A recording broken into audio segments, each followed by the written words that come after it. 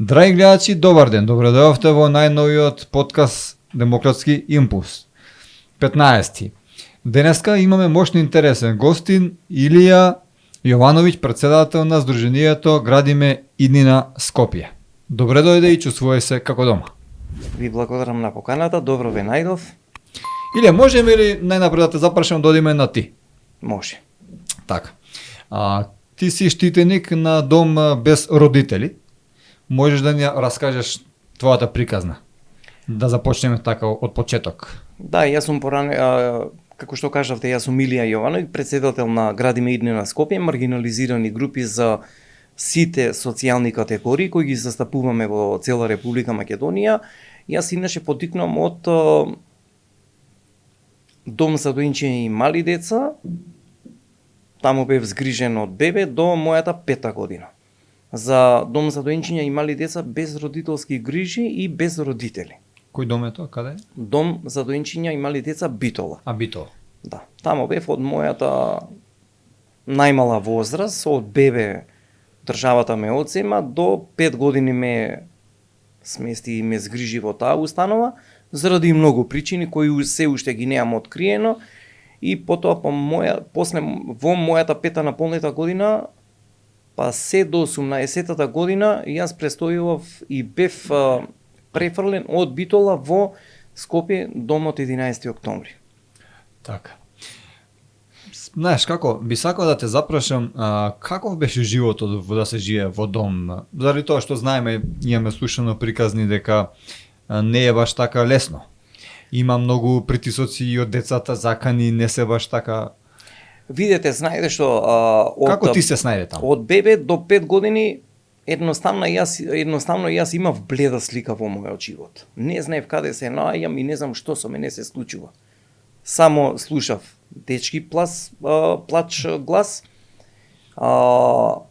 многу мали деца, многу бебиња, плачење во тој дом и играње, а немам никакви спомени затоа што таму ми беше мене бледа слика. Тога знаеше дека кај се наоѓаш, дека без мајка, без татко, знаеше, ти беше кажано. Се уште ништо, се криеше тоа, не знам ни зошто, но тоа може да се рестартира и да се направи на подруг начин, да знаат сите каде се наоѓаат и поради кои причини се тука. Значи ти ништо не знаеше. Да. Буквално. Буквално. Потоа бев префрлен во мојата наполнета 5-та година. Откако наполнив 5 години ме префрлија од Битола во домот Скопје 11 октомври. После тоа веќе кога ми донесоа, јас кажав и во моето раскажување на мојата сторија, кога ми донесоа, првиот пат не знаев каде се наоѓам. Тој ден кога ми донесоа од домот Битола во домот Скопје 11 октомври, тој ден јас го поминав со плач, цел ден плачев, не знаев што се случува со мене, не знаат ни да те подготват каде си, што си, каде те носат, и тој ден памтам дека цел ден главата во зид ја удирав. Дури тоа е шок за секое дете што е од таа возраст најмала, каде што тоа дете никогаш не било подготвено и спремно што со тебе се случува во твојата 5-та година и што понатака те чека. Плачеше заради тоа што го промени домот или? Едноставно не знаеш што со тебе се случува. Од едно место те зимат, на друго место те носат. Само ти кажува дека ти од денеска веќе нема да си тука него ќе одиш во Скопје. Не знаевме, тројца не качија во Рено количе они од времето Рено 19-ка, памтам во тоа возило не товарија тројца кои бевме од дом од Битола и не префрлија во Скопје. И од тука веќе голготата завршува од дом право во дом. И не знаеш што понатака се случува со тебе. И после тоа веќе со тек на време кога се прилагодуваш на самиот дом, на самата средина, се сретно со повеќе, пак ќе кажам и ќе кажам, се наоѓаме кои сме прво препуштени сами на себе, без родителска грижа, без родители, кои мал процент немаат родители, повеќето ги имавме, не знаевме кои се, што се и како се. Тоа може за понатака да раскажувам и ќе кажам дека бевме со едно големо семејство браќа и сестри. Добро, но во тој контекст како беше прифатен од останатите? Дали на првата прифатија буквално како што сега кажа брат и сестра, или имаше тепачки, имаше закан, Видете, имаше... знаете што, во поранишна бивша Југославија и пред да се осамостои Република Македонија, ние, значи, тамо стварно како едно семејство се живееше. И затоа излеговме на вистински прав пат. Тамо бевме со 20 на воспитачи. Многу добро бевме прифатени. Многу добро и добар разработен систем имаше. Имаше и малтретирање, и тепање, и живљавање, но не поголем број на тепања и злоупотреби, затоа што стварно наставничките и наставниците се грижеа за нас. Значи... И многу успешни генерации излегува, но имаше и злоупотреби од повозрастните на помалите деца да ги злоупотребуваат. Тоа е сакам да те Да, запрашам. тоа го Има ли има така? и до ден денеска го има и ќе го има заради неизвршување на службената положба на самите вработени. Но, пак ќе кажам, нашите наставници колку толку се трудеа да немаше таков голем обем на ова, но тоа со тек на време го имаше тој проблем. Сакаш да ми кажеш дека не ве доволно заштитувале? Знаеле дека они ве тормозат, не ве заштитувале или? И сме биле заштитувани и не сме биле. Затоа што јас сум бил и повозрасен и од најсредна и од најниска класа на како се развиваш, така идеш напред. Мада јас тоа не сум го практикувал, не сум бил таков некој од тие, иако исто и со мене си живљавале, да им ги переш чорапите, да ги масираш, те будат у 2-3 саца бајле, ќе кажам, не вулгарно, не знам како да кажам. Слободно кажи. Му било на кефо да те разбуди у 3 сат, 2-3 да него го масираш. Очо бил премногу изморен. Што бил дискотека, вамо тамо, Господ знае каде се шлаел. И ако не го прифатиш тоа? Ако не го прифатиш, јадеш дебел кјутек. Но тоа премногу не се дозволуваше, го имаше од време на време на периоди, да речеме. Затоа што имаше една хиерархија, имаше строга дисциплина, и ќе кажам го имало и ќе го има и продолжуваше тоа. Продолжуваше.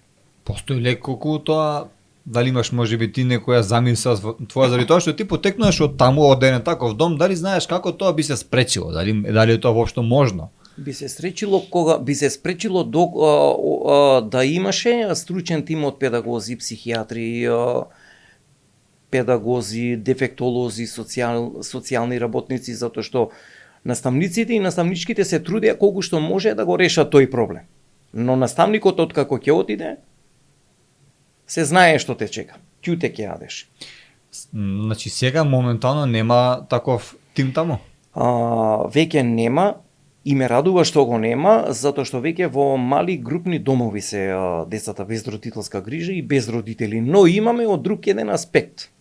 Тоа сега го дискутираме со новиот заменик министер на труд и социјала Ѓоко, каде што имаме и претходна одлична соработка, сега се надевам уште подобра соработка ќе имаме, му реков да направиме една анкета и истражување во сите згрижувачки семејства, затоа што по најава на анонимни граѓани ние имаме информација и сознанија каде што ја ги молев да ми потврдат со заверена изјава на нотар дека тамо деца се тепат и се малтретираат. И да видиме ние со тие анкети, со тие истражувања, да видиме во такви семејства колку се тепани, колку се малтретирани. Значи, згрижувачките семејства кои бараат деца од од домови кои се напуштени од нивните биолошки родители што се одземени од страната на државата, молат Бога да чуваат дете без родителска грижа или без родители од многу причини кои ги изгубиле нивните биолошки родители. Од многу причини и втора работа, барат и добро се платени и добро им се зголемуваше сумата каде што ја пратев години наназад нивното зголемување, затоа што едно дете ти да згрижиш, мислам дека до 20-30 илјади денара, но пак ќе го видам затоа што тоа поодамна го неам чепнато, но ќе го проверам баш сега колку им е зголемена сумата за згрижување на ова да биде згрижувач. Убаво е да се згрижуваат, но ја реков на министерот му реков и кога беше технички министер, Ѓоко, ова мора да го провериш и да го истражуваш. Пристигнуваат ли до тебе некои такви поплаки или нешто слично од деца кои се малтретирани во такви семејства? Не, за жал, затоа што ја многу апели давав и ги притискав и ги чуват во фиока ова и страф име, и јас ги охрабрувам сите граѓани на овој демократски импулс и подкаст, ги замолувам да го подржат ова наше истражување, каде што гради Мидни на Скопје ќе започне во соработка со детските градинки, со основните училишта, со средните училишта, да направиме едно истражување преку тие училишта, да и они се должни ја кажат информацијата и нивната проблематика што со нив се случува. Затоа што јас 2 години и 3 месеци работив во училиште. Училиштето ме вклопи со средината на во домот кога бев 11 октомври. И многу се пронајдов во училиштето, верувајте дека сите родители беа воодушевени, не да се фалам, тоа они треба да го кажат и го кажуваат. Верувајте дека јас се најдов исто како да сум во таква средина и давав се од себе и знам што е потребно на децата и децата тука се проверуваат и се следат нивните чекори, кои се, што се и какви се. Спомна училиште, ти си бил таму вработен. На замена бев како хаус мајстор. Моментално не си. Не сум, животот продолжува. Еден е Господ, тој е тој што осудува и казнува, јас на него оставам и јас мора да продолжам заради моето семејство во мојот живот. Иле, сакам да отворам една тема, една малку деликатна тема. Кажи ни, знам дека ова може би за тебе чувствителна тема, но ти си јак човек. Кога, во кој период од животот едно дете се прашува кои се всушност моите биолошки мајка и татко? И дали во Македонија е можно да ти кажат да откриеш кои се твоите? Заради тоа што законот ги штити, знам дека. Да, не смее законот да ги штити и не треба да ги штити, затоа што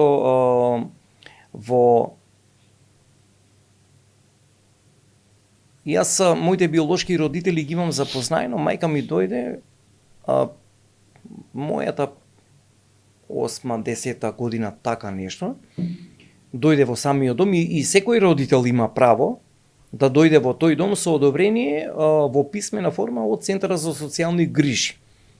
Му дава писменце дека има право да го одземе детето од дом и да го чува од 15 до 30 дена, додека е зимскиот и летниот одмор, но тоа ќе го рестартирам, ја ќе го работам оваа година, но претходно треба да бидат подготвени биолошките родители, затоа што имаме проблеми со здравствени проблеми на мајката, на таткото, повеќето се под дејство на алкохол, психички болни, здравствената состојба не ја знаеме што е, каква и во каква состојба се и каде се наоѓаат и дали имат услови за да тоа дете го земат од дом, да го чуват, но јас кажав дека тоа е погрешен чекор од страната на сите центри за социјални грижи. Прво треба да ги подготват родителите, да ги следат нивните чекори, што со нив се случува, дали се психофизички способни, дали се здравствено способни, дали им е одземено или не одземено родителското право и во какви услови живеат тие биолошки родители и дали може тоа да го примат, дали живеат во нормални услови, како едно семејство што живее во цела Македонија и откако детето ќе го земе во дом, да биде тоа дете, нели, згрижено и со сите, придонеси храна, доручек, ручек, вечера, џепарац и да се грижат за нив. Во тој поглед, какво беше твоето искуство околу твоите биолошки родители? Видете, мене еднаш ме зема мајка ми и на неколку пати ме зема во Битола што е нормално и срекно за секој родител, како за мајка, како за татко. Ме интересира, Иле, ме интересира на кој начин ти беше соопштено прв пат, кога свати, кога ти кажа дека она ти е мајка? На кој начин тоа ти го кажа? Како ти реагираше на сето тоа? Дали паметиш? Па, тоа самата воспитачка ти известува дека дојде на твојата мајка, сака да те запознае, Самата да те види, воспитачка. самиот тој што ти е старател, односно наставник кој ти одговорен на твоето семејство. Емоции нема никакви. Па јас да ви кажам, не чувствував ништо. Јас себе, иако сум сега родител на 3 деца и знам што е да имаш и што е да немаш, и тоа ме охрабрува, едноставно немав никакво чувство, никакви емоции и искрено сум се разочарал од една страна што ги запознав. Не треба да ги осудуваме зошто не оставиле, имало причини, но ние деца не оставаме во домови. Без разлика колку причини да имаш и колку проблеми во животот да имаш, ги надминуваме, ги пребродуваме тие патишта тешки и свативме дека ние ги створивме со Божја помош, Господ ни ги дал. Дете благослов. И дете е благослов. Јас имам 3 здрави прави деца. Да се живи здрави. Господ нека дава кај сите и се поред нека дава и ние сме тие водилките сега нивни. Така е, ти дојде ли да запрашаш, добро, мајко, татко, зашто ме дали воопшто си се запрашал? Ти кажа ли они, извини, мораше така заради ова, или буквално вие тоа го тргнавте на страна, си продолживте како ништо не се случи? Сите го тргнавме и знае зашто е тргнато тоа на страна, затоа што пак ќе кажам, тука треба стручниот тим да работи со тоа, да ги подготват и родителите. Тоа е голем пропуск на центрите за социјални грижи. Треба да отварат дневни центри за работа и едукација со биолошките родители и децата кои се оставени во домовите од многу причини, одземени од биолошките родители, одземено родителско право. Тука треба стручните тимови да работат за да јас тоа го барам сега и го сакам тоа да го сплотам, да го направам како една нова програма. Се надевам дека ќе успеам бар тоа последното да го направам. И е потребно тоа, затоа што на овие деца без родителска грижа и без родители кои сме осудувани и казнети од нашите биолошки родители, не од нивна неодговорност, него најголемиот пропус и механизмот ние го имаме во државата, центрите за социјални грижи. Ние сите механизми ги имаме, но овој пропус е на самите центри за социјални грижи на ниво на цела Република Македонија. Тие се вработени, зимат плати од народните пари и они се тие кои треба да отворат работилници во секоја општина на ниво на цела Македонија, 85 општини, кога ќе ги има овие работилници, кога ќе има едукација, кога ќе има спојување деца со родители и на овие деца име местото да се вратат назад кај биолошките родители. Ние немаме социјален систем како што треба да функционира, ниту пак не верувам дека и во некои земји ова да го има, каде што јас ќе го барам и мора да го прифатат. Верувам од како овој социјален систем и пак е тако се направи, местото им е назад кај биолошките родители, но јас ја оправдувам државата и труди социјала и центрите и тие комисии кои ги одлучува дека треба да им се земе, јас сум да им се одземат на многу биолошки родители, децата од многу причини, затоа што имаме и родители кои ги малтретираат, ги злоупотребуваат и ги тепат до смрт децата. Сакаш да ми кажеш дека од социјални причини тоа не би го направил, доколку би имал моќ, доколку би може ти да носиш некакви закони, од социјални причини дека не се одзимаат деца на биолошки родители. Јас знаете што ја би направил на законот за социјала, рестарт на целиот закон, би истражил во целиот свет и во многу земји да видам законите нивни како функционираат, ќе барам и нивно мислење и нашето мислење и стручни лица да го работат законот од ново за бракот и семејството и за правата на децата и би го додал во законот да мора во секоја општина да има таква работилница и стручни тимови да работат со тие децата назад кај биолошките родители. Не да отвараме групни домови, детски домови и децата да бидат етикетирани цел живот. Така, еве ти си живеел таму, си живеел со тие деца. Кажи ни некоја случка, дали можеби помниш од некои деца твои другарчиња што биле одземени од своите биолошки родители, што сакале да се вратат, што можеби некој свој, не знам, мајка или татко, условно кажано, се ги киднапирал па например децата, за да ги врати назад. Заради тоа што сите знаеме дека таа љубов е безгранична. Имало во последните неколку години наназад, од 2023 па наназад, кои до ден денеска ги читам доста стори, се случувало да таткото ги украде децата од домот и да не ги враќа назад.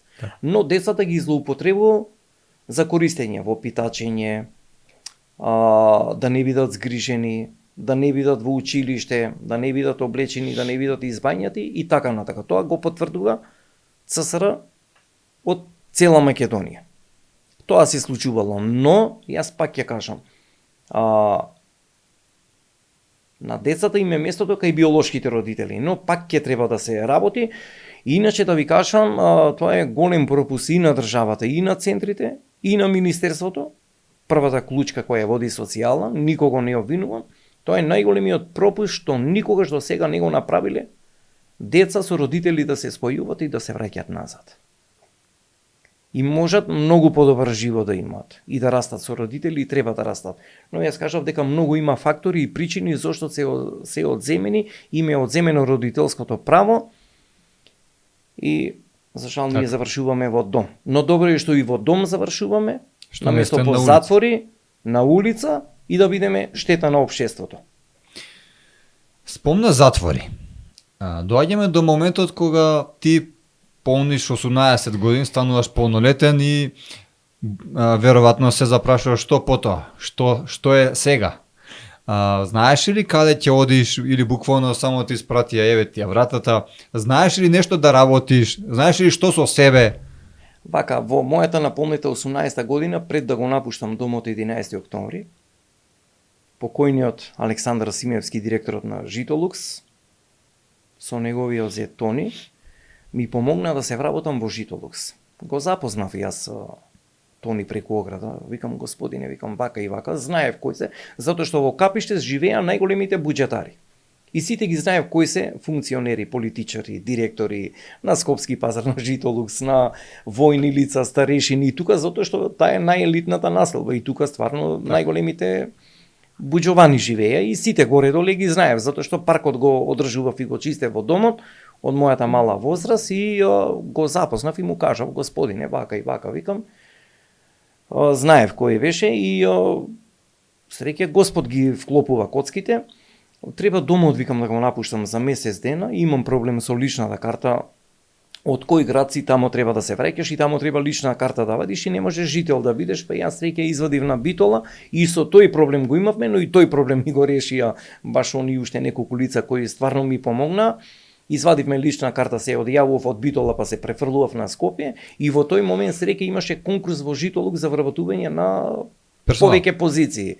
Дистрибутер на леп, шофери и така натака. Јас се вработив, поздрав до двете фамилии кои најмногу ми помогна, баш кога ми беше најтешко, да пред да го напуштам домот, јас веќе почнав да работам у Житолукс. Како дистрибутер и премногу бев среќен и бев возбуден и јас единствениот штитени бев кој бев вработен. Иначе, во бивша Југославија, порано се правија банкети, свадби, се доделува државни станови на поранешни штитеници и се вработува во многу компании, но тој пат веќе изумре за нашите генерации и кога го напуштивме домот, доаѓа од Центарот за социјални грижи, дали е Прилеп, Битола, Кавадарци, Неготино, Велес, Крушево, Охрид, Струмица, од цела Македонија, ти стига решение, ти мора домот да го напуштиш пред летниот одмор кога се минува децата на одмор во Дојран. И ни стигат решенијата, се гледаме сите надвор 15 или 18, мислам дека бевме 15 штитеници кои наполнивме 18 години, веде директорката не избрка и ни се закануваше со полиција, доколку не го напуштите домот, вика, ќе ви викнеме и полиција. И ние излегуваме сите со една торбица во рацете, со 20.000 еднократна парична помош, колку да преживееш еден месец, или веќе почнуваш со криминал, кражби, тепачки и така натака, што ние тоа не го дозволивме да се случи баш од мојата генерација, 98 кога излеговме од дом, се погледнавме и продолживме сите по различни раскрсници и патишта. Како успеа ти токму ова сега што го спомна, тоа е и така, да не речам 80% од децата кога го напуштаат домот, за жал сите запаѓаат по тој пат. Како ти успеа да се буквално да се протнеш и да одиш по правиот Цел пат? живот се пробивав, цел живот упорен бев и од мојата 6-та година работам. Кој те насочи на правиот пат? Господ ме насочи. Затоа што едно ќе ти скратат, Господ ќе ти го даде тоа што си го немал, храброста ми ја даде. И никој не може да ми ја земе. Тој ми е дал, тој само може да ми ја земе. Никој друг не може, едино некој што од мојата сенка се плашат и не може никој тоа да ми го земе. Многу покушавале, не успеале и не им успеало, затоа што во мене Господ живее, храбар сум, голем верник сум и од никого не се плашам. Јас дома мирно спијам. Храброста Господ ми ја даде што морав тоа да го пребродам, се вработи во Житолукс. Така. И потребно на сите вработувања ни беше, сите во најтешкиот момент излеговме и издржавме, но не отидовме по лоши патишта. Се разделивме и пак се сретнавме по патиштата и комуницираме. Браво. Се вработи во Житолукс, но каде живееше? Како го реши тоа? Под кирија живеев, бев бркан од самите газди, леле, тиот дом, многу лоша слика, вие сте вакви, вие сте такви. Предрасуди? Да, многу. Сум бил во тешки ситуации баш тогаш кога ми беше најтешко, се снаоѓав и јас си знам и умеам како поминав, низ тешки патишта, никој не те прифаќа, никој не те вдомува. И долг период бев под кирија, тежок живот поминавме, ама издржавме. Браво, значи ти си доказ и пример за како еден успешен човек од ништо направил нешто. Да. Браво, Иле.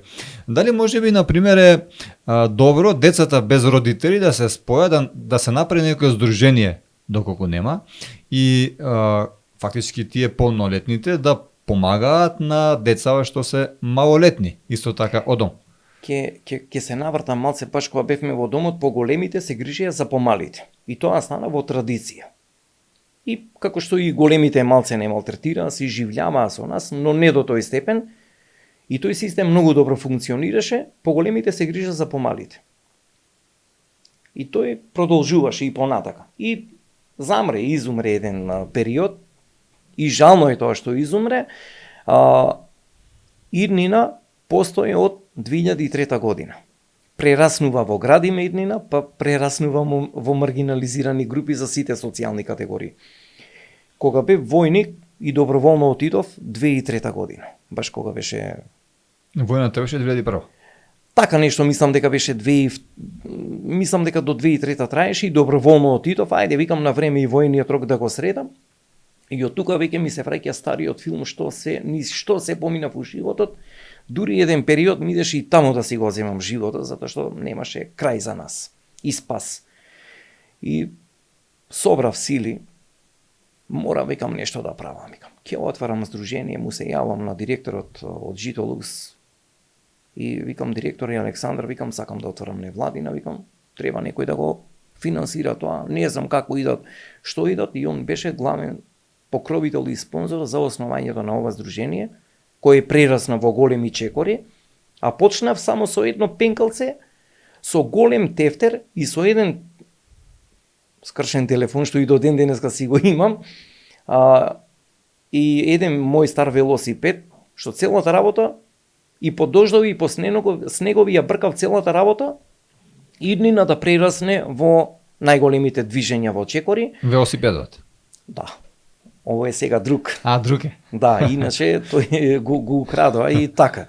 Го основавме иднина 2003 со помош на Александар Симевски и неговото семејство, ги поздравувам повторно, и ни го основа, ангажираше адвокат, све, ја бркаше целата работа, леле, ја не знам како ќе биде, што ќе биде, Имаше многу грешки, многу пропусти во мене затоа што немав искуство, немав знаење како ќе биде, што ќе биде и све така на своја рака работев.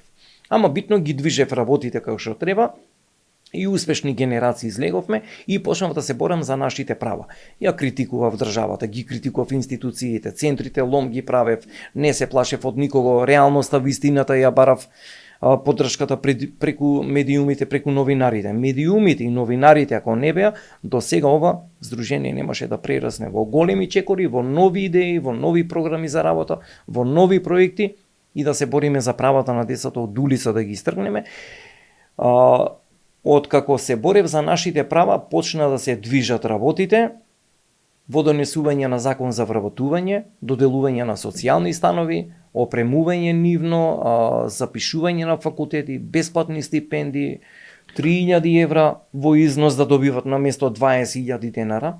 3.000 евра еднократна помош. Еднократна помош, но сега тоа ќе го заменуваме во друг систем и план, затоа што тие 3.000 евра децата не се подготвени и не знаат домаќински да ги трошат. Тие се народни пари кои ние плаќаме за сегашните генерации кои излегуваат, се трудиме тие граѓански народни пари да завршат на вистинско место, на место телевизор од 80.000 денара да купува.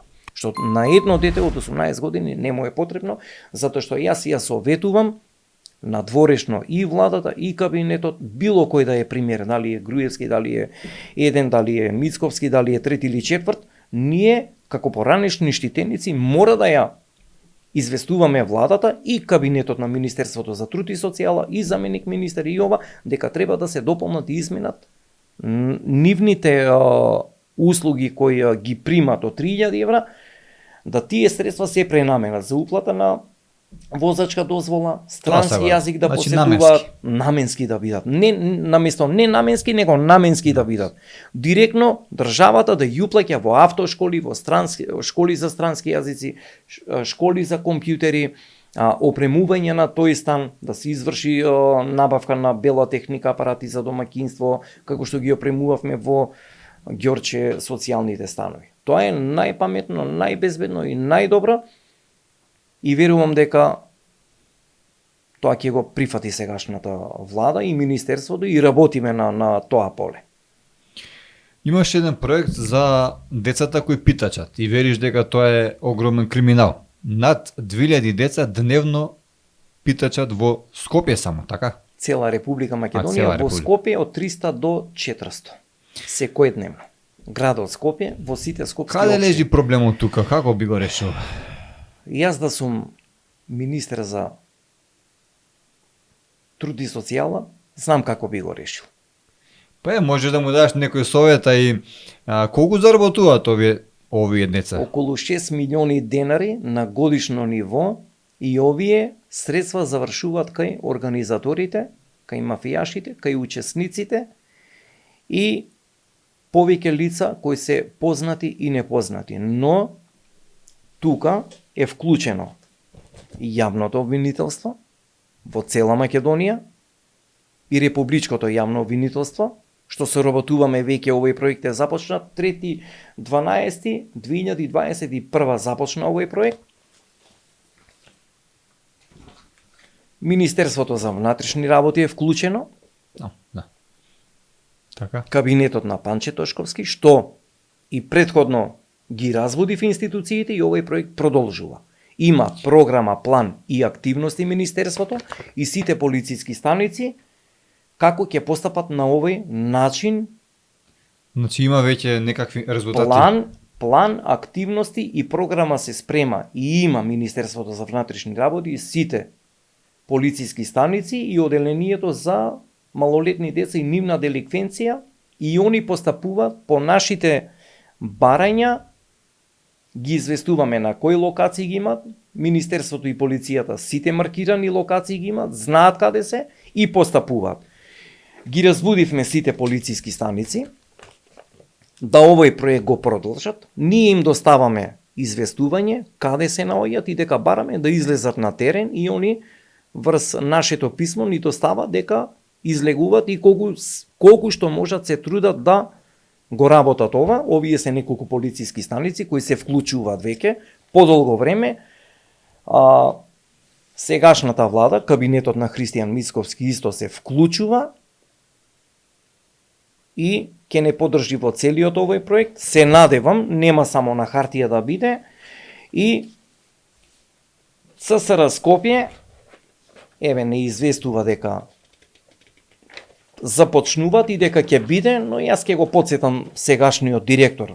Овој допис кој ми го испрати, слаби резултати има, никакви дежурства нема, никакви мобилни екипи нема, и апелирам сите центри за социјални грижи во сите 85 општини да ги разбудиш центрите, да направиш мобилни екипи, како во изминатите години што го реализиравме овој проект, треба да продолжи, не треба да застанува. Те молам да ги алармираш сите служби од ЦСР, цела Македонија, да продолжи овој проект, затоа што пак повторно ни се зголеми бројот на питачи во цела Македонија и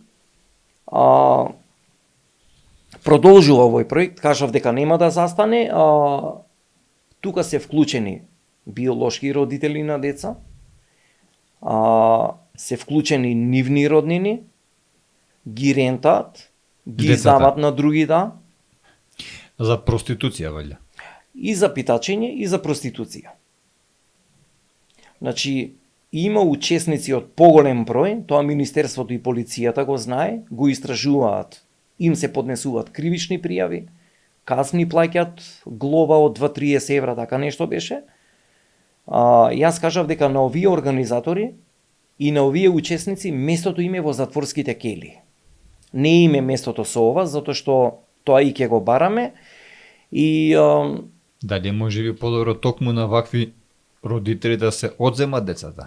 Да, на многу семејства им се одземаат и уште поголем број треба да им се одземе родителското право, и тие деца бараме да се изгрижуваат во згрижувачки семејства и во групните домови, каде што целосно ќе се грижа за нив. Но барав ми, кога имав работна средба со министерот Таравари, реков, он како министер за здравство и најглавната клучка за здравјето на децата, затоа што на 2000 деца здравствената состојба им е во најтешка критична состојба, затоа што имаме деца кои се успиваат со наркотични средства, со седативи непознати, тоа го знае Министерството за здравство и сите здравствени установи, и самите медицински лица и сите директори на тие здравствени установи, но барав и му реков на Таравари, мора ти да поднесеш барање до труд и социјала, до владата и до собрание, пратениците да го изгласат законот, да им се одземе целосно право на родителите, да нема воопшто да го одземе ниту од болница, затоа што самите биолошки родители и учесниците ги обучавале самите деца како да ја извадат инфузијата,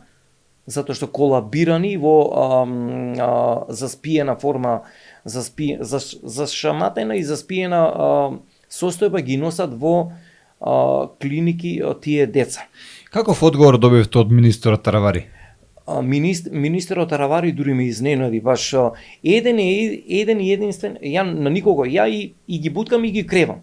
Така. И тоа и ким го правам, затоа што они се тие кои треба да го решат тој проблем. Ја тоа нешто граѓаните, значи ја тоа што го барам од името на граѓаните, да ги подобриме условите и да го заштитиме здравјето на детето, затоа што детските права они не си ги знаат кои им се во Македонија и не знаат они што со нив се случува, затоа што тие се ностоп издругирани, заспивани, со водка успивани, тоа што го правев истражувањето, ба ја ги правев истражување скоро 30 години, правев истражувања за овие децата што се секојдневно на улица, питачи под студови, под големи високи температури над 40-50 степени за време на летниот период, и му дадов неколку барања на министерот да тоа го приложи на владина седница, да го поднесе до владата, до Министерството за труд и социјала, МВР, да го прифата тоа ја што го барав, целосно да им се одземе родителското право, да немат никакво право до нивната 18 година, да одговараат кривично од 20 до 30 години со затворска казна, затоа што го нарушиле здравјето на детето. И нивните права и животот, и тоа дете нема ниту здравствена книжка, ниту извод на родени, ниту евидентиран во матичните книги на МВР, на здравството, и Но дали министерот Таравари ве послуша, дали го направи? Да, тоа го направи, е голем процес и веќе неколку месеци помина. Јас ја имам втора работна средба со министерот да видиме до каде е постапката, да го потсетиме и да видиме што понатака, и баравме од министерството да уопшто да немат право откако ќе го излечат детето и откако ќе го донесат во првобитна здравствена состојба, директно баравме од министерот Таравари и од министерството и од сите релевантни институции тоа дете веднашка да се смести во згрижувачко семејство. И воопшто да не му се дава на родителот, ни на мајката, ни на семејството, ни на таткото, ниту па на браќа и сестри, да тоа дете пак повторно се врати назад кај биолошките родители, затоа што знаеме каде ќе заврши и да им се поднесат кривични пријави, да им се одземе родителско право. Значи тоа дете има предност во однос на згрижување. Да, и воопшто да не се дава на биолошките родители. Освен питачењето, со кои други средства ти си се сретнал овие години? Што се случува освен питачењето на нашите улица од страна на децата без родители? Видете, децата без родителска грижа и без родители комплет целосно се веќе заштитени и обезбедени со закон. Но кој како ќе дојде министер за труд и социјална, таа гранка повторно ја ниша.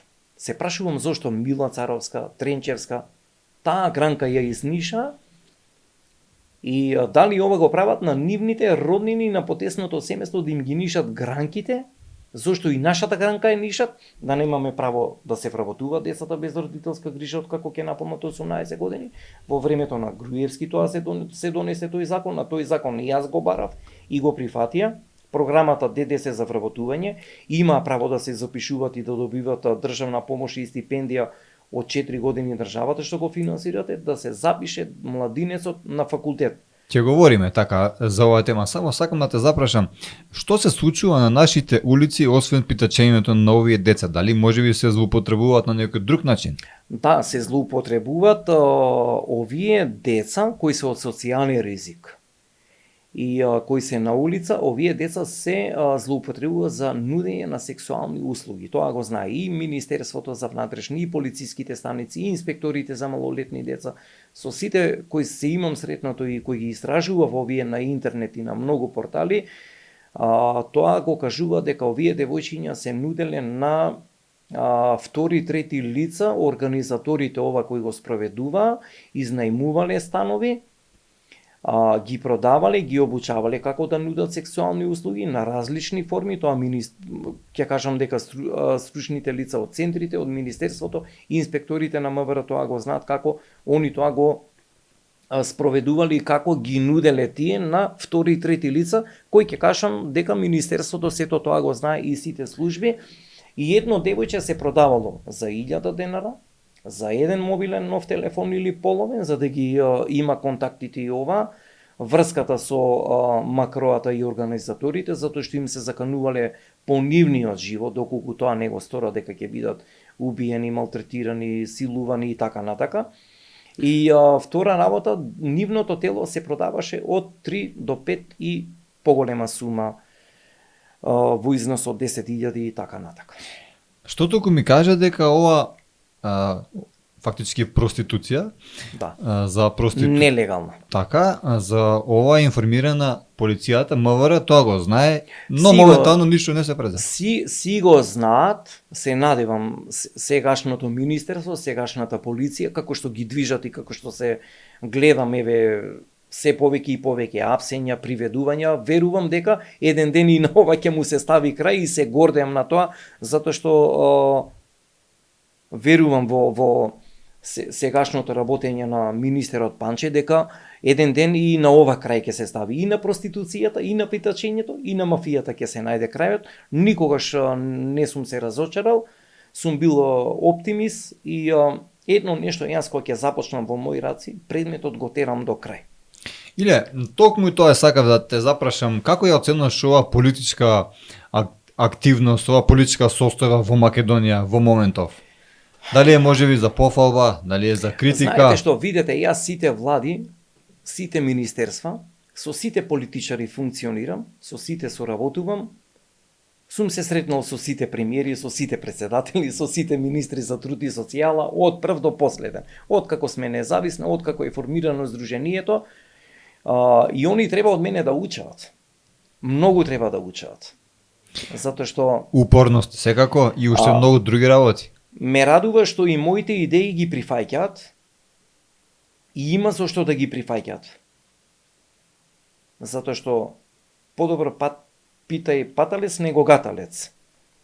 Јас да ви кажам, до сега што сум се сретнал и што сум соработувал, одлични соработки сме имале. Сме имале одлични, ги прифаќале, некој овој само тресе зелени, ова, она. Секогаш ќе има така. Ги имало, ќе ги има, но јас им кажам, денеска си министер, денеска си председател, утре не си, а ја цел живот сум, викам. И пак ќе се сретнеме по 4 години. И ме гледат вака и тоа е тоа. Ситуацијата во Македонија. Знаете што, видете, мене ме радува прво што добро со сите функционираме. Сите ми викаат ти си сончоглед, ова, дојди, викам, на моето место, дојди на мојата кожа, дојди мојот живот, помини го, јас твојот да го имам, да уживам, да имам родители, брат, сестра, да излегувам кафичи, дискотеки, ресторани, да имам еден младишки живот наместо Па нема проблем. роби живот, нема проблем, викам, ја ќе ти ја дадам цела позиција, што сакаш прави. Се надевам, ние со заменикот министер за труд и социјала многу поодамна со Ѓоко се знаеме и одлична соработка сме имале и многу добри проекти ги реализиравме во нивното владение кога беше и кога беше технички, кога беше не можеше ништо да направи. Ама пред да стане заменик министер и технички, не знам што функција имаше, мислам дека советник беше, не ми текно и кога ги бркавме некои проекти за доброто на децата без родителска грижа, наместо да излегуваат на улица, да бидат побезбедни. Секогаш ми излегол во пресред и имам добра соработка, верувам, подолго време, иако имавме една средба, го запознав, ги запиша, голем процес е на буткањето на сите тие програми што ги работам. 10 точки му ги дадов на Ѓоко кој треба да ги реализира. Ама тоа е огромна работа. Токму еден таков проект е враќањето на проектот Д10, кој беше започнат во времето на премиерот Никола Груевски. Да. То каде е тоа враќање? Видете, во времето на Мила Царовска, владението, и на Тренчевска, тие две програми ни ги укина. Д10, програмата за вработување на секој штитени кој ќе излезе од 11 од детските домови згрижувачки семејства, го укина. Ви информира зашто? Не ни информира, не ни одговорија. Ги избегнуваа сите наши известувања, барања, ни писмен одговор не добивавме, дури дискутиравме со Јованка која беше министерка кога го буткав проектот за питачите. Јас ако нив не им трубев, не им зборував, овој проект до сега немаше со резултати да биде. За 3 години ние успеавме полицијата да ја разбудиме, министерствата, институциите, граѓаните. Ќе кажам јас, Д10 програмата била и ќе биде и мора да постои. Но не само за штитениците кои ги напуштаат групните домови згрижувачките семејства, но да бидат сите социјални семејства опфатени во овој пакет и тој пакет да биде за сите да биде еднакво вработувањето. Не само во приватни компании, не само во општини, не само во јавни администрации, јавни предпријатија, на ниво на цела Македонија, но најмногу тука треба да се вклучат приватните компании, сите социјални семејства да ги вработуваат, за да и тие компании бидат ослободени од давачките према ДДВ при вработување на сите тие, да имат барем некој грејс период, година, 2-3, тоа го имаше и верувам дека ќе го направат. Значи тој проект Д10 се работи за вработување? Да. На лицата со ранлива категорија? На поранешни штитеници кои ги напуштаат групните домови, згрижувачките семејства. Тоа веќе 7 години не функционира. И уште не функционира, но кога имавме со Ѓоко работна средба, прва работна средба, сега очекуваме за неколку недели да се сретнеме на втората работна средба, ќе го врати назад и ќе го рестартира Д10 програмата, да секоја година влезе во буџетот и во ставката за вработување. Ако те сватив, ти сега си го дополнил овој програм со тоа што и приватните сектори се вклучуваат во овој програм, а претходно во времето на господинот Никола Груевски, ова било само со државните институции. Сега тука апелирам и барам до сите градски татковски, до сите градоначалници, повеќето вработувајте социјални ранливи категории, дали ќе бидат обични хигиеничари во самата општина, во локалната самоуправа, во самите општини, во местните заедници на општините, во училиштата, во све што спаѓа под општината, секој и тоа е нивна должност на сите градоначалници. Еве ги сега изборите доаѓаат во октомври.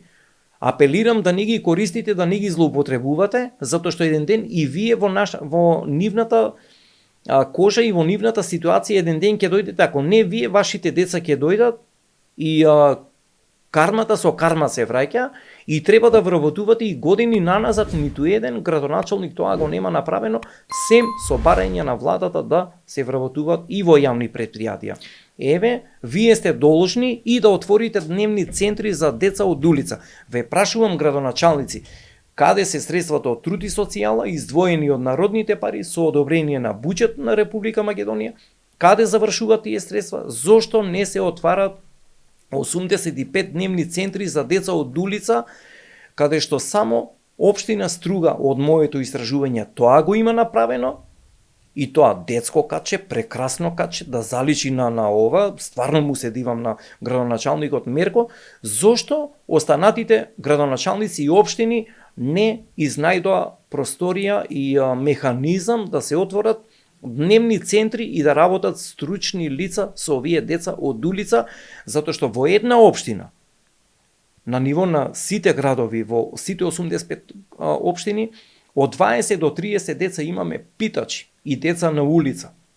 И никој не се грижи, никој не го засега тоа, а кога ќе дојдат избори, кога ќе дојдат политички поени, да се ова прва листа се маргинализирани категории. Се прашувам зошто и зошто не ги вработувате. Дајте направете еден хуман гест, затоа што еве ние се бламираме во наводници, Нова година, Божик, Великден, 1 мај, ќе направиме или дете со аутизам, дете со посебни потреби. Еве го поздравувам градоначалникот на Кисела Вода, го поздравувам градоначалникот на општина Центар, на град Скопје, претходниот Петре, кои вработија деца со таква категорија. И така треба да продолжи, тоа треба во традиција, но со поголем обем на ова. Не ги бранам затоа што сите нивни чекори јас ги следам и Ама, Иле, со тоа исто така помагаат и тие деца утре ден да не станат лопови, да не скриват, значи скршнат по лош пат, како што кажавме. Да, јас кажавме на овие генерации, сите кои се од маргинализирани групи категории, од социјални семејства, нив им е потребно работилници, едукации, посетување на различни обуки за странски јазици, компјутери, фризери, електричари, водоводжи и така натака, и верувајте дека тие самите треба да ја ловат рибата, наместо да завршуваат по затворски кели на улица, да видат криминалци со проституција. Се надевам дека сите тие мои работни состаноци со еден министер по еден час состанок имавме, им давав работни задачи што они како институции треба да направат и да го спроведат и да го променат и да го подобрат и да имат подобро утро овие ранливи категории, затоа што не може ти се будиш дете на улица, ти се будиш питаш на улица. Тоа е проблематично и нерешено општество. Имаат ли слух моментално министриве? Знаете што они сега кратко се на власт. 9 месеци. Да, 9 месеци. Не се баш кратко. Мене ми се допадна, сега ова го читав и го истражував, Министерството за труд и социјала и владата донесоа одлука да социјалната помош им се зголемена, е околу 13.000 денара социјална помош добива секој социјален случај, но ние знаеме поголем број дека покрај приматели на социјална помош и работат на црно, непријавени, неосигурани. Сега многу ме радува во ова сегашна влада, Христијан Мицковски и неговата влада, не да ги фалам, него до сега никој тоа го нема направено. Многу ми се допадна што го прогледа од другите земји и сегашниот заменик министер и министерот за труд и социјала донесоа одлука, донесоа правилник за тоа. Он ќе прима социјална помош.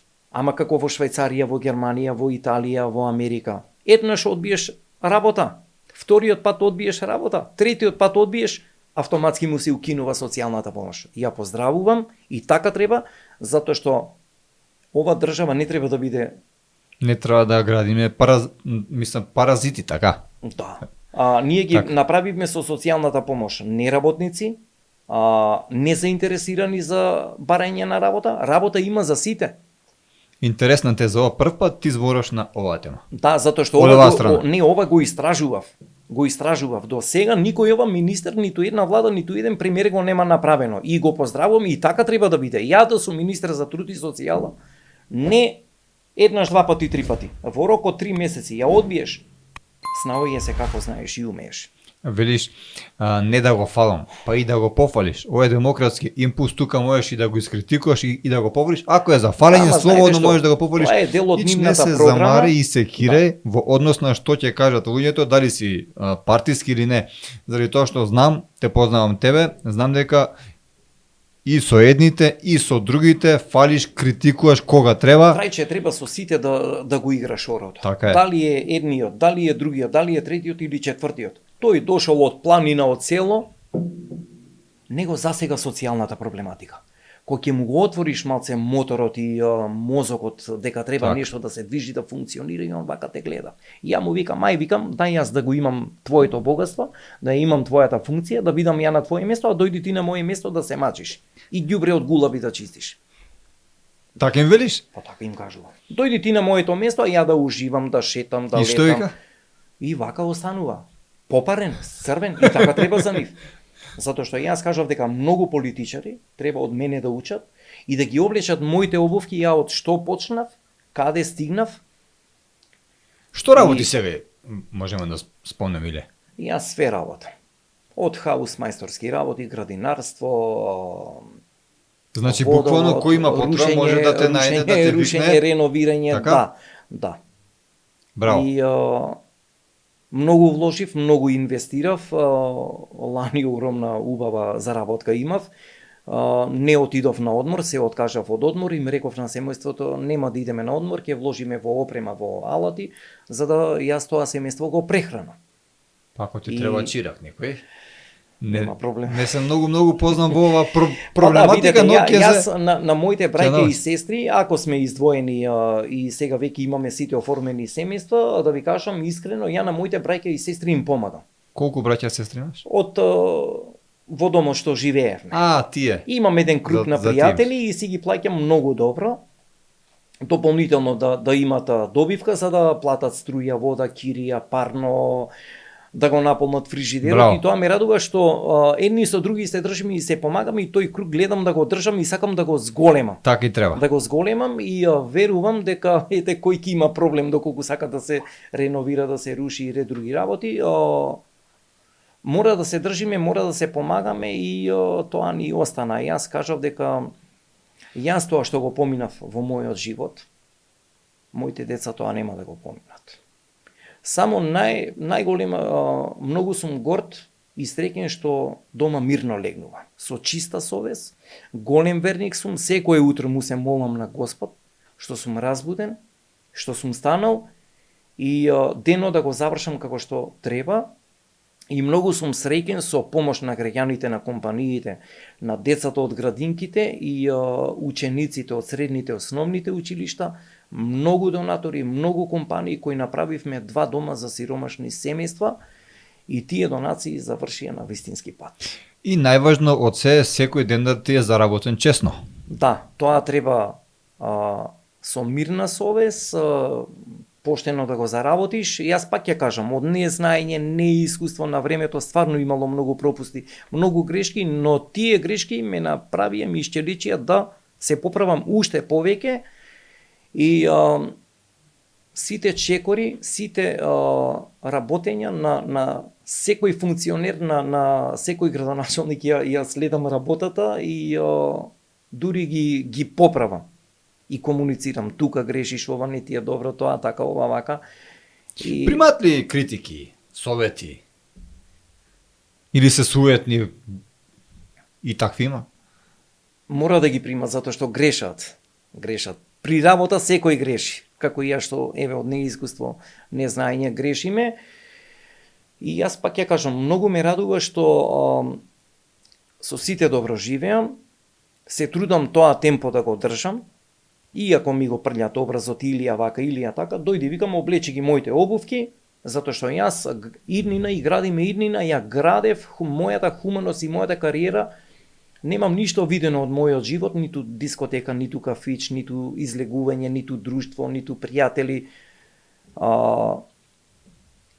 Целиот живот Целиот буквално си живот го посветил на децата го- без родители. Го посветив целото на сите, за да ги имаме сите наши права, да бидеме законски заштитени. 22 часа на ден го работев ја цели 15-16 години ова здружение. Имав и сопки, и препреки, и Или, еве, па ти задоволни, и како незадоволни, ама тоа Еден е. поранешен премиер 24/7 он беше на работа. Да. И ти така И 22 часа. Ја и по 22 Значи часа. 2 часа само ти фалија за 24/7. Не, работев и по 22 часа. По 22 часа и многу бев и како што рачунав сега на мојата 45 годишна возраст, до сега како што рачунав, можев до сега 3 факултета да завршам, но никогаш не е касно. Не е касно. И најголемата животна желба ми беше на правен факултет да се запишам, затоа што многу читам закони, ја следам состојбата на државата, секој закон ми интересира, кој ме интересира, се консултирам со правници, со адвокати, кои ме помагат и ме подржуваат да ми ги пуштат законите или ќе влезам во Министерството за правда да ги превземам тие закони што ми требаат, законот за социјала, законот за бракот и семејство, законот за јавниот ред и мир, законот за полицијата, законот за внатрешното работење на полицијата, каде што се случувам со секакви проблеми во склоп на социјалната категорија, децата на улица и така натака. Дали имаш некоја можеби таква цел за во иднина факултет или тоа беше само? Знаете што, ми лежеше тоа и уште до ден денеска и си викам на некој Имаш ли пријател- планови? Планови, мене знаете кој ми е најголемиот животен план. Животен план, мојот живот да го поминам све во работа. Со кавги, со караници, со препреки тоа не го прифаќам, не можам да го прифатам, затоа што јас мојот живот, мојот организам, здравието и темпото ми е све навикнат на велосипед и на работење. Ништо друго. Тоа кавги, расправи и проблеми воопшто со никого, баш со никого не сакам да се расправам. И многу сум повлечен од луѓе, од многу причини, тоа ми е најголемата доверба во себе. Верувам во сите, сите ги сваќам, сите ги прифаќам, ги разбирам. Не знам, они мене како ме прифаќат, погрешно ме прифаќат, некој и сопругата ми вика, многу си чуден, многу си тежок. Мојот живот не си го поминала јас како што го поминав. Имаше еден филм, се викаше Добрица, не знам дали си го гледал или го Ни знаеш. филмови можеби. немам гледано. Да го гледаш. Ни филмови немам гледано, а мојот филм се моите 3 деца, кои најмногу ги сакам. И многу сум горд и среќен татко што имам пред се здрави прави деца, сакам сите тоа да го имаат, да учат многу од мене, да ме следат и да ме пратат. И најубаво е мирно, честно и поштено кога ќе си легнеш дома. Тоа го препорачувам на сите политичари, на сите пратеници, на сите градоначалници. Вратете се назад од каде дојдовте, кои сте, зошто сте тука, како сте го добиле и присетете се што сега правите и каде забегувате. Малку тешко тоа ти оди. Да те сватат околу тоа. Се прашуваат, јаве, зошто после мене тоа ми се случува? Кармата со карма се враќа. Карма. Еден е Господ кој гледа, враќа и казнува. И џабе ни рекле народната казна брзо или покасно ќе те стигне. И мојот живот е моите деца, моето семејство, тоа што сум го немал, го работам, дури ја најискрено ќе кажам жена ми и дома ми вика, тато, вика, ти као дете, вика, се понашаш, па сум го немал детството и ќе се понашам како дете, со тебе, со Елена. Тука сме слични.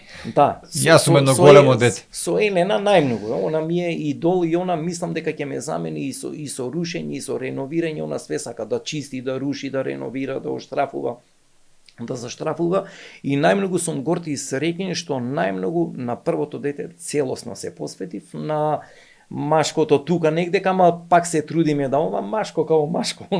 Он сега веќе е 10 година и си го тера своето и готово веќе, он порасна, големата веќе е 15, средниот е ова, сега тука најмалото, најгаленото, тоа мене ми е најслаба точка, она али сите три еднакво си ги сака. Нормално. И они се тие кои све ме држат и ме контролират и ме балансират.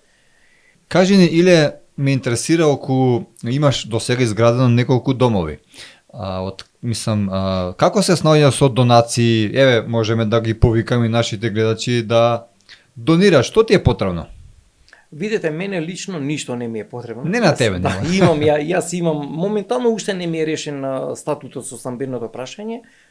На овие семејства им е потребен нов топол дом и реновирање на нивните дотраени и руинирани домови. Само малце. Значи, моментално твојот статус стамбен не е решен, а ти помагаш на други домови. Да. Не треба, што е моје ќе си дојде. Па еве, јас јавно да апелирам. Знаете што, ја вака многу им благодарам на некој да ти помогне и на тебе во тој контекст.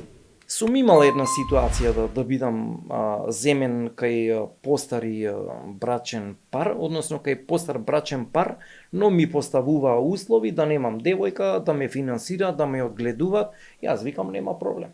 Ајде, викам да подпишеме еден договор, заверен на нотар, викам.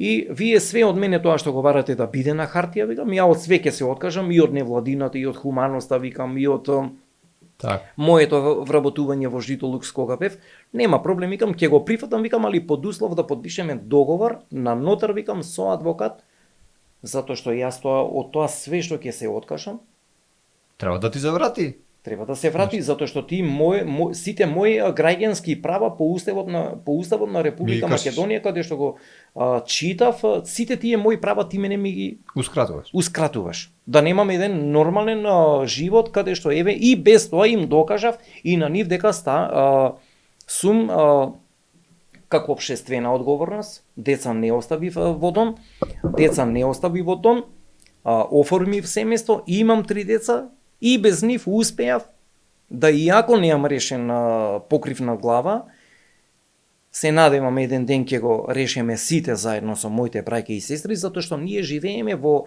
државни станови кои немаме право да ги откупуваме, но се надевам и ќе најдеме разбирање со сегашната влада. Ќе го замолам, ќе поднесам барање до владата на Христијан Мицковски да го разгледат нашето барање, да одамна многу барав и на Груевски тоа му го кажав да ни доделат државни парцели земјишта на ниво на цела Македонија, дали е Скопје, дали е Кавадарци, дали е Неготино, се што спаѓа под транспортни врски и што е во собственост на Република Македонија при владата, да ни доделуваат од 500 до 1000 квадрати за ние да градиме наши домови и да имаме поддршка и од самата држава и од секоја општина, да бидеме ослободени од комуналиите, затоа што ние сме поранешни штитеници. Ние немаме наследство од биолошките родители. Секој нашиот статут може да го провери во било кој катастар на Македонија. Ние немаме наш имот, немаме наследство. Тако случај, тако стан има Вели Муми, исто така. Како вашиот. Да. И он го правеше мове тоа, го говореше. Така. И не можеме, но се надевам дека доколку го прифати владата и го усвои и биде со закон, да секој што ќе го напушти домот да добие парцела и да почне да гради. Затоа што видите, ние не оставиле, не одзема државата. Не знаеме што и со на многу биолошки родители имотот, кој владеел, кој го зимал, дали го препродавале, дали го зимале, затоа што ја имам сознанија од потесните семејства, од браќа, сестри, братучеди, од поблиското семејство на многу биолошки родители да им се одземе имотот и да го присвојат за нивни потреби, за нивните деца, но тука Господ ги казнува. Нема деца, не може да оформи семејство. Не е свесен зошто тоа го нема. Не се враќа назад каде грешката ја направил и што направил и така натака. Но верувам дека ќе има слух сегашниот премиер, сегашната влада, бар да ни дадат по 500 или 1000 квадрати да си имаме и наша нива, наше производство, Наш дом за утре нашите деца да не бидат таргирани како социјални категории, татко му бил у дом, овој излегуваше по телевизии, овој се бореше, овој бил во тој дом, тој бил во згрижувачко, тоа нас Така. треба да се промени другата слика и му го презентирав ова на директорот, сегашниот директор на јавното предпријатие, ми вика Илија, како бе вика? Твоето дете да има, а моето дете да нема. Па твоето дете има бе вика. Ти си сега директор вика. Зарем тоа ти го? Да, ми го кажа. Вриев. Викам, сега ќе му пишам на премиерот Христијан ова што ми го кажа, викам. Ти знаеш дека со ова ме повредуваш. И мене и сите, викам. Ние бараме подобри услови, подобро право да имаме, викам. И да ги откупуваме становите, викам. Значи, тој се равни со тебе. Според ова што ти го кажал, сака да е на исто равниште со тебе, па тоа што треба малку да се спушти по. Јас му викам, ти имаш стан, имаш викендица, имаш куќа, ние што имаме, бе? Што имаме, бе? Гробно место немаме, си викам у себе, бе. Ама јас го донесов во транспорт и врски, бил понижен директорот на Александар, сегашниот министер за транспорт, пошто го притискам да ги поделат што е можно побрзо, 320 стана во Бутел од времето на Груевски кога се правеа. И сега ги притискам да ги дадат становите, затоа што во времето на претходната влада од Ковачевски и од Заев, бројката за доделување на социјални станови ми беше мала бројка кои чекаа на листата да добијат и се надевавме дека побрзо ќе се движи тој чекор. Замре нешто тој проект, се издигнаа зградите во Бутел, кај старата општина на Бутел, веќе се изградени, нема технички прием, не е направено ова, технички преглед, не е направено ова, не е направено тоа. И се нешто се вртка топката. И ја почнав да истражувам, ја и викам, застанав тука да видам ким го мерам паметот, колку им тежи и до кога ќе ја влечат ситуацијата. Бројката беше од 30, па се зголеми на 50, па се зголеми на 70, сега 120 штитеници, домовите изгрижувачките семејства кои ги напуштиле во Скопје, Нема дом. кои се од цела Македонија, мене ми живеат под кирија. Тренчевска не ја интересираше. Претходниот министер за транспорт и врски, не знам кој беше, не го интересираше. Ковачевски дојде, се бламираше. Заев уопшто не го интересираше. Мила Царовска па уопшто, она сите права не ги укини. Ама ја реков ќе ги барам се што е донесено, се ќе го вратам назад. Затоа што јас кога ќе го земам овој предмет или тој проект или овој што ни го укина, до крај ќе го вратам назад. Па дали ме сакат или не ме сакат, јас до крај ќе се борам, затоа што јас го почнав форото, јас ќе го терам до крај. И додека не ги реализирам овие проекти, не се повлекувам од оваа позиција, затоа што ова нема примања, нема добивка, нема ништо. Кој сака нека ме провери, ја немам ништо, ја дома мирно спијам. Ќе се навратам на домовите. Знаете, ние зошто им ги градевме и им направивме 2 нови домови. Прво, секој градоначалник, секој татко на својата општина е должен и има општествена одговорност и има службена одговорност на неговото работно место да се грижи за сите социјални семејства, да им ги реновира домовите, да им ги санират преку донатори, преку спонзори, но за жал нив тоа не ги засега. Нив ги засега парцелите да ги продадат на најблиски соработници, да социјалата зависи од тие градоначалници, да ги манипулираат, да ги користат, да ги излажат со еден кубик дрва за грејење. Јас му икам на градоначалникот, постави се ти на нивното место, а он да биде па да видиш како е. И втора работа, дајте им ја рибата самите да ја ловат, а не да зависат од еден пакет за хуманитарни цели, од храна, од продукти или од еднократна парична помош. Тоа е утре пак штета на општеството. И намештаните ќе почне со криминал, со обивање на куќи, со обивање на гаражи, на подруми, на многу други работи, и тука се ствара тој ова. И тие социјални семејства работеа и за неколку полицајци, кои самите ги ова, ама сега веќе стравот го имаат од сегашниот министер и така треба. И градиме иднина, не се финансира, него наоѓаме, ние праќаме дописи до многу компании. Се обраќаме до училишта, до градинки, до општини, до нотари, до извршители, до адвокати, до стоматолози, до многу компании, до компании за градежни материјали, до компании кои се бават со ниска градба, висока градба и сето тоа што го работев по 22 часа на ден од мојата цела хумана мисија, се обраќаме ние до сите нив. Бараме кој колку може да помогне. Има ли слух? Имаат слух. Имаат резултат. Направивме 2 куќи. Првата ја направивме во село Сиричино од Тетово за 5 члено социјално семејство. Во времето на Груевски, кога го донесе законот за вработување на децата без родителска грижа, му реков: шефе, имаме проблем, едно девојче се бави со проституција, те молам да го вработиме, да го извадиме од тој пат. Ја спасивме, се вработи, оформи семејство и не е веќе по тој пат. И ова треба да продолжи понатака, затоа што треба дај му ја рибата сам да ја лови и да продолжи во животот, да оформи семејство и да не се враќа во минатото. Иле, во овој контекст што го збори се во ова, се слушам внимателно, апропо наш мовет. Од кој политичар, заради тоа што знам дека си се среќал, има и слики, има и документации со многу, и со председатели, и со премиери, и со министри, со кого уште се не. Сега ми кој од овие сите ти оставил најдобар впечаток, кој бил најголем лажго и апропо, кој бил најдобар, кој бил тоа што ти го ветил, така и го направил?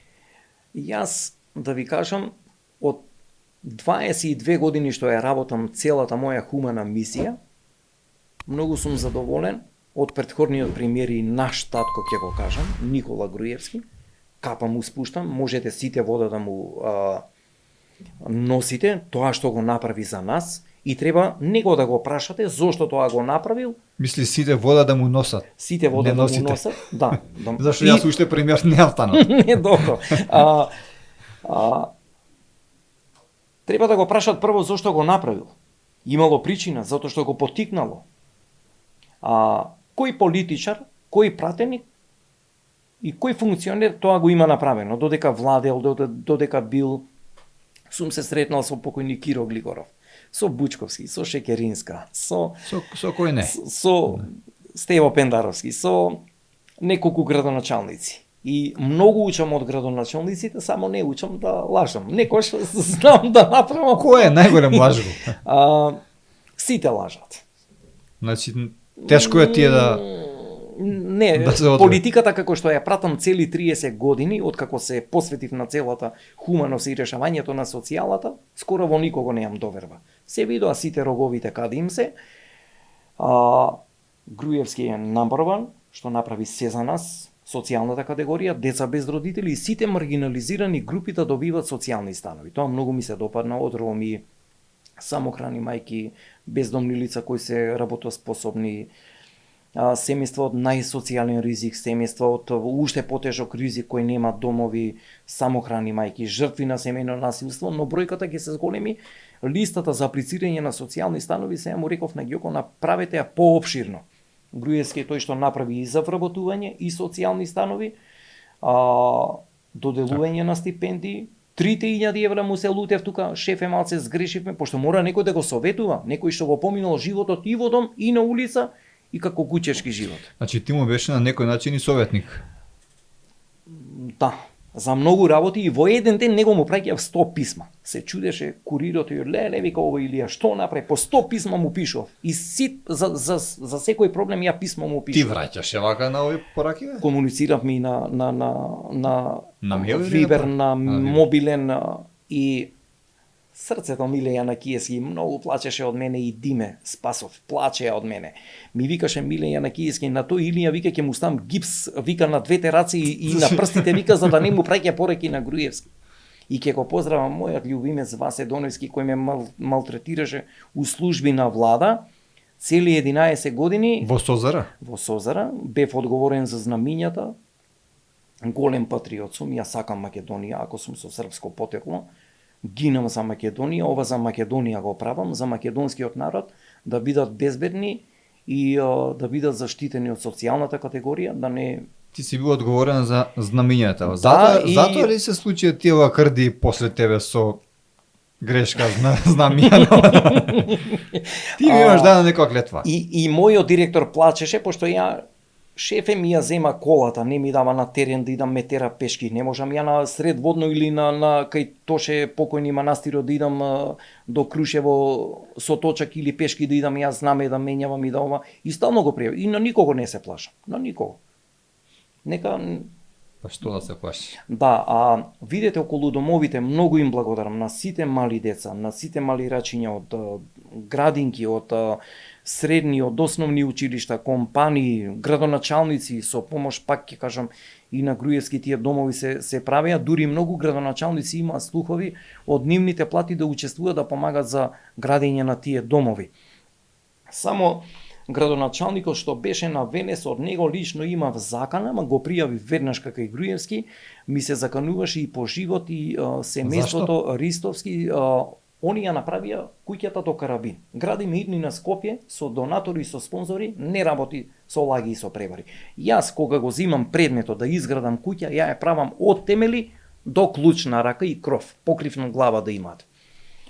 Славчо, градоначалникот на Венес, имаше закана против семејството од Венес, што ја изградив куќата за 22 дена, односно ја доградив. Ја доградив куќата на 5-члено семејство, куќата им се запали од дотраена стара електрична инсталација. Таа куќа што ти ми ја направи? Ја што им ја направи, со помош на донатори, на училишта, на градинки, училиштата од Велес ги ангажирав, иако има лошо мислење за нив, не бе, викам, ајде, викам, тоа све е, викам, лага и превара, викам, кај он може да продава донации, тоа само може некој од комшиите и некој друг да го каже тоа. Јас сите работи ги прокултав и ги препродив и го издржав, ама им докажав дека за 22 или за 24 дена им ја доградив ме куќата и точно пред Господ за Великден, Велики четврток им ја доделив пред 6 години куќата. Ја гледав таа сторија така. Ета. Ако некој тоа го направи, мене нека ме праша како го направи. За 22 дена го темпирав денот, точно сакав пред Великден да ја доделам куќата и да им докажам со тоа дека за вакви семејства треба најмногу да се мислат дали грешеле или не грешеле, затоа што тоа на секого може да му се случи во животот, да бидеш и социјален од највисока класа до најниска. И куќата. Добро, сам го правиш тоа, немаше некоја помош од некој другар или видете, некој твој соработник ли? Имавме средства, многу малце, башка дополнително направивме дополнителна хуманитарна акција, праќавме дописи до истите наши донатори да донират градежни материјали, да се вклучат училиштата, територијата на Велес, мештаните. Собравме доста донации и за кратко време ја направивме и многу ги поздравувам сите комши околу тоа семејство што самите комши и нивните потесни роднини и пријатели им помогнаа да се изгради побрзо. Дури носев мајстори од Кратово, од Куманово носев, дури еден затвореник се понуди кој беше електричар да излезе викенди да зема и да помага во таа куќа. Браво. Тоа многу ми се допадна.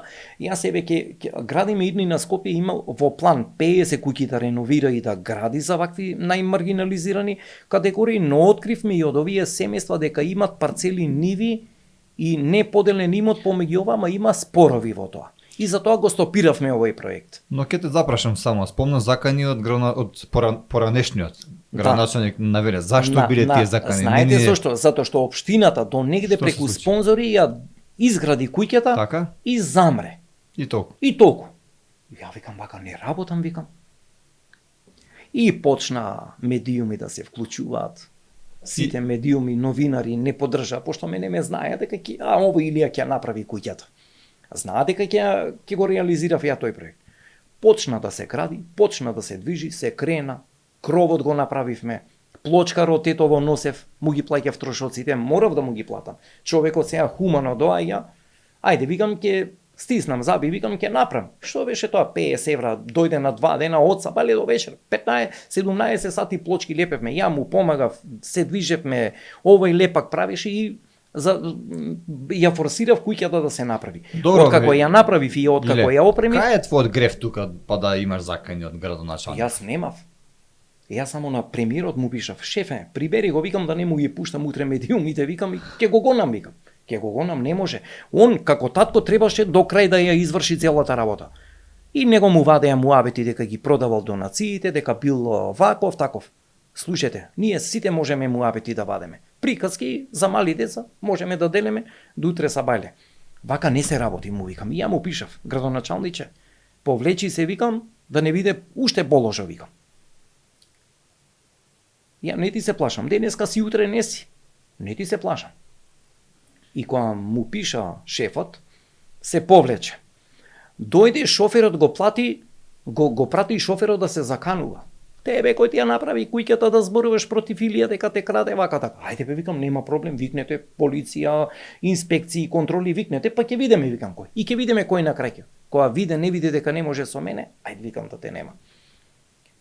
Во Тетово Сиричино, првата куќа ме изигра мајсторите. Вака ќе биде, ова ќе биде, ја не знаев од градежништво како иде, што иде. И таму имав застој исто. Проблеми. Работниците те краде? Мене не, семејството. Така. Пошто и ми се случија други работи, ама на семејството не мене.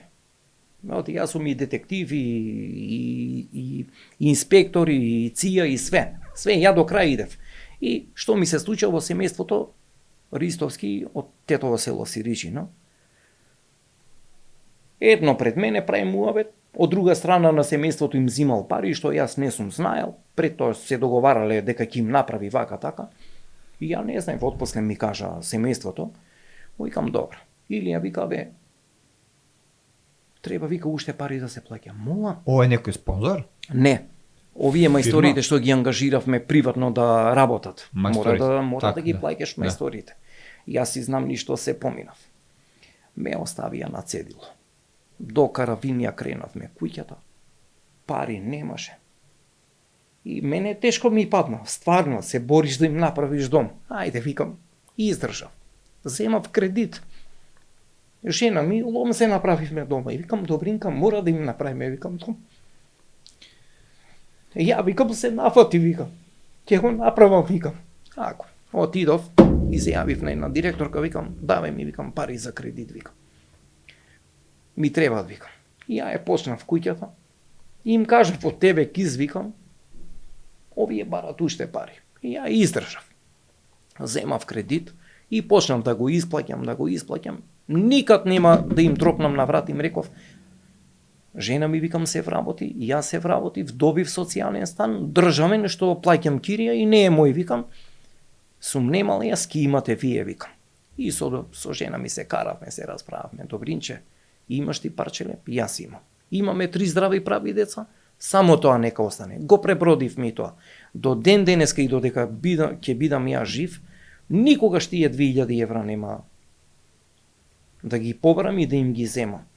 Мене среќата ми е во децата насмевка да гледам. Ништо друго не сакам јас. Кога ја видов нивната гледка, куќата како им се распадна, сториите ги гледав, ја им кажав, не ви ветувам ништо, ќе бараме донации, ќе се бориме со последните сили, ќе ја направиме куќата. Па ајде, Стојче другар ми ги зема во Одри селото, ги смести, ги згрижи, 3-4 месеци. Па земав кредит, па повторно акција правев, собравме спонзорства, донации, леле, викам, втор пат, кај ќе излегам, ќе речат, ови си ги земал. Имав таква една ситуација со операција една за очи. Температура крена, ајде, викам, и тоа го издржав. Многу удари издржав јас. Ама мирно спијам дома. И ја направивме куќата. Викам, Сонја, еве ви ја куќата, со среќа. Толку бев, не можев ни фасада, ни молтерисување надворешно, битно да бидете внатре в домене. Ја направивме, 3-4 месеци собиравме, од школи, од ова, дури откривме едно училиште наставничка со неколку деца ги манипулирала, собрале 10-15 илјади и може и забава правеле, јас им реков, Сонја и Борче, нигде не сакам да подпишувате без јас да знам. Ништо нема да подпишувате, некој да прави хуманитарна акција за вас. Со мене ќе ја тераме битката до крај. Немој да дозволите некој да ви изигра, викам, ништо нема да видите. Илчо, како ќе кажеш ти така? Ќе успееме, викам. Не се секире, викам. Вие ќе имате дом, викам. И ја направив куќата. Излегов јавно, кажав дека не изигра, дека немавме пари, дека застана, дека се собира повторно, молевме, апели дававме, ја направивме куќата. Наставничка од училиштето собрала пари, правеле забава, парите нигде кај ги нема од забавата. И ја гледам, ми пуштат линки, ја гледам, истражувам 3 дена. Го најдов училиштето, ја најдов таа што организираше, ги најдов децата И викам на наставничката, јас сум викам Милија од гради Медни на Скопје, да не пријавам у полиција, да не пријавам во образование, да не идеме викам по медиуми, викам по судови, кривишно ќе одговараш, затвор не ти бега, викам, пошто читам закони, викам, парите во рок од 24 часа да ги вратиш назад на семејството. Отидов од Скопје, во Тетово ги земав од куќата, Сонја Борче, викам, качувајте се со мене и малото дете. Качувајте се, викам, со мене у кола и у школото, викам, да ми кажете каде се наоѓа. Ја му се јавам на уредникот, аце, викам, у Тетово сум, ако треба камера ќе ми пуштиш, ќе ти сигнализира. Отидовме, наставничката, викам, таа и таа. Јас сум Илија, викам, дојдовме по парите да ги земеме, журката што ја правевте без нивно одобрение, овластување и согласност, викам. Потпишавте согласност. Заверена изјавата, викам, на нотар. Не. Парите, викам, ако ги нема, викам, полицијата и викам, и лисици ќе ти стават, викам. Што се деси? Вака почна. Ама ја, син ми, ја, болно дете. Не ми интересира, викам, и они се болни, викам, покрив немат глава, куќата им се струши, викам. Ги гледавте на телевизија, си направивте забава, ги собравте парите, парите ги нема. Колку собереш, парите утре да ги има, викам. Ги собраа парите. 20 евра од чеп едно дете ми вади. 50 евра, не знам, тогаш беше, стварно бев у таква ситуација, целиот скршен од ситуациите. И да ти кажам, го пребродив и тоа. И викам, прв и последен пат да ти е, викам. Да собираш пари, викам, без согласност на ова, викам, семејството, викам. Они се тие што треба овластувањата ти дадат, за да ти собереш пари и забава да правиш. Која ги собраа парите? Да видиш како ги одма, и му пишав на уредникот, аце, ги земавме парите. Со тие пари децата што ги собра, купивме 45-50 евреки цемент. И со тој цемент првата кошулица ја ставивме за семејството. Така. И не дозволив тие да завршат во нечии џебови. И многу сум горд што сега тие две семејства имаат домови. Многу ме радува родителот што беше разочаран, пиеше еден период. Му викам, Го вративте сега на и прв издржи, пат. вика. Некога ја видов куќата. Брат, вика, тебе ќе ти купам джип. Не. На децата ќе ги направиш детските соби, мебел ќе им купиш, мене ништо не сакам, пошто он работеше во Италија, не знам, на некои места молерај, ова, но викам, и најбитно ми е да се тргнеш од шишето, викам. Тоа го барам од тебе, викам. Успеа. И успеа. И баш завчера со сестра му, како се, што прават, ќе дојдам. Мене ми е гордоста и среќата во животот, среќни деца насмејани во лицето да гледам. Не така како што ги гледав тие ситуации. Иле, Продолжуваме и јас на крај ќе кажам, сите кои сакат да помогнат, не финансиски, градешно материјални да помогнат, планираме ние 2025 да реновираме од 3 до 5 куќи, бари една да направиме во 2025.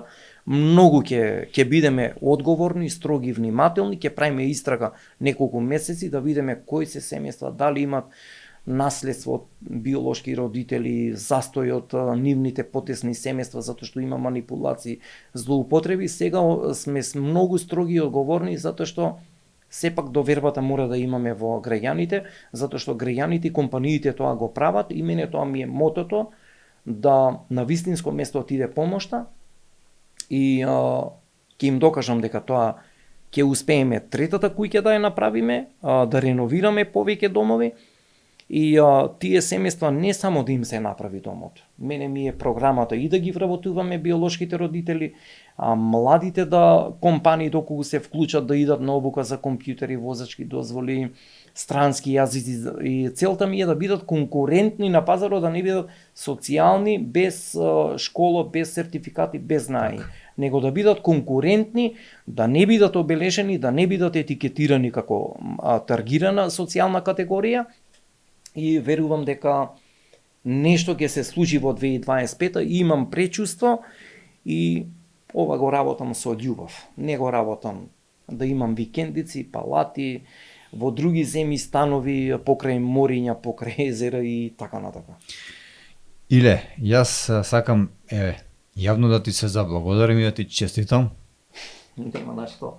Во животот сум имал многу емисии, многу подкасти, многу разни проекти, но никој досега јавно на емисија или на подкаст не заплакал. твојата добрина ти се гледа во очите. Верувам дека и гледачите знаат да го препознаат тоа. Ти благодарам многу што ни беше гостин и посакувам повторно да ни дојдеш и да говориме на други теми. Да, и за на крај ќе кажам, сите кои стварно сака да се вклучат, слободно нека ме најдат на 070 75 66 11. Мене не ми помагате и не сакам да ми помагате. Домално сум среќен што имам најголемо богатство дома. 3 прекрасни деца, здрави и прави. Од ден за ден преживувам и јас си знам како, но битно децата не ми се гладни, ќе бидат секогаш и ова. Сум имал многу предрасуди, до ден денеска имам и во образовниот систем, но не им давам слабост. Нема никогаш да им се плашам. И ова го работам со огромно срце, со голема љубов. Не работам за себе, работам за тие кои немаат топол дом, кои немаат покривна глава, кои немаат вработување, кои немаат парче леп, кои немаат облека. И градиме идни на Скопје, можете на Facebook да ја најдете, страницата, и самата страница ќе ви каже што се е сработено. Јас кажав за на крај ќе кажам, имало грешки во мене, од неискуство, незнаење, сега нема повеќе тоа да го има и го нема, и ќе го нема, само може подобри работи. За на крај исто ќе кажам, се надевам дека со, ќе кажам мислам дека нема да ми се налути премиерот Христијан, во последно време за социјалата доста го советувам, му давам предлози, сугестии и идеи, што неговата најголема политичка партија, неговите членови, местни заедници, мојата хумано сакам во политиката да ја проширам, да не се злоупотреба, да не се користи, затоа што не е само за нова година пакет со храна да му однесеш на семејството.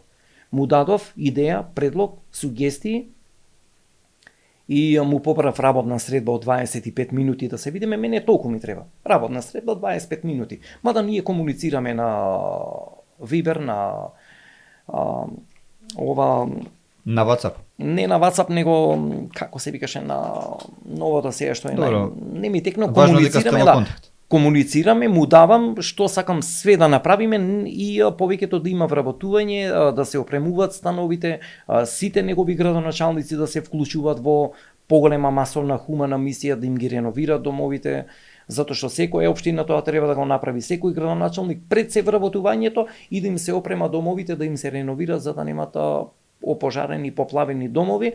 Верувам тоа ќе го прифати, со Ѓоко одлична средба имаме, со Министерството за внатрешни министерот Панче добра комуникација, движење имаме, ќе се стрпиме да тоа што го имат зацртано да го решат во полицијата и целата држава. Се надевам дека ќе ставиме крај еднашка и за питачите, организаторите, децата од улица да ги тргнеме, се спроведуваат акцијски планови, но тоа дополнително ќе го ставиме затоа што јас кажав огромна, голема мафија е тоа со питачите, јас им кажав не им се плашам, тоа што го имаме зацртано, затоа што на крај ќе кажам исто, не го кажав на почетокот околу проектот со питачите, деца носат во Скопје, од Тетово, Гостивар, Струмица, Штип, Велес, и голема ни е бројката, затоа што градот Скопје не е најголем град во целата Македонија, со жителство, со ресторани, пицерии, кафичи и така натака, каде е народот, тамо се и питачите. Од цела Македонија во Скопје во моментот ги носат питачите за да питачат во ова, но се надевам дека на крај на се ќе се стави и ќе кажам дека тоа што го направи Груевски за сите нас, да ги тргнеме тие страните она што го кажуваат вака така онака, земете го он тоа што го направи, продолжете го вие неговото во движење на закони за вработување, промена, дополна и подобри услови за категорија. Кога ќе имаме ние најдобар систем, социјален систем, ние сите механизми ги имаме трајче овдека. Молат Бога да работат, не им се работи, ни шејклата, земај плата. Ние сме таква институција што затоа и овие проблеми ги имаме 30 години и никогаш напред не можеме да отидеме, ама со вакво темпо, со вакво размислување, со вакво работење, ако секој градоначалник си го иштизи својот двор да нема социјална категорија, да нема социјални работи, социјални проблеми, верувам дека подобро ќе функционира државата. Илија, ти благодарам и те очекувам повторно да не бидеш гостин во Демократски импулс. Обавезно. А на вас, драги мои, ви благодарам уште еднаш кај што го изгледавте Демократски импулс. Овој Демократски импулс беше најчувствителен. Се надевам дека ќе ви се допадне и еве јас вака јавно да ви се обратам, да се обидеме да му помогнеме на Илија Јовановиќ, председателот на Сдруженијето Иднина, градиме Иднина Скопје. Он помага на многу куќи, домови гради, ние да се обидеме да му изградиме дом на него. Секој добро и пријатно.